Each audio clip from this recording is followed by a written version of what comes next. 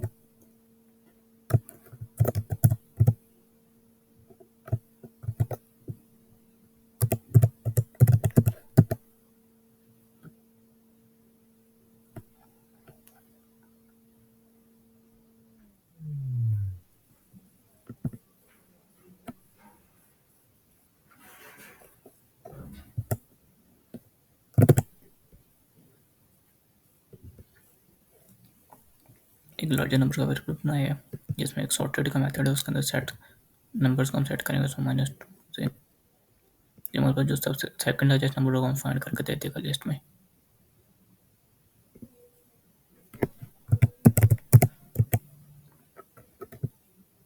Print करते हैं।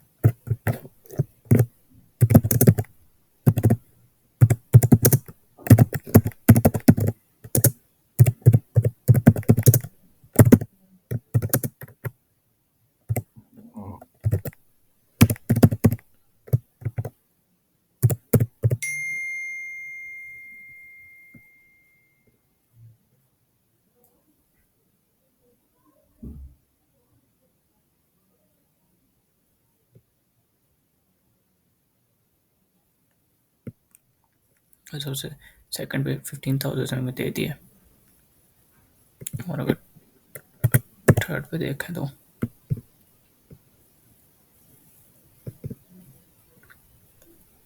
Third पे 10 है हमारे पास।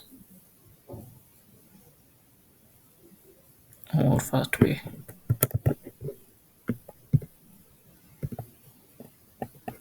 20 है।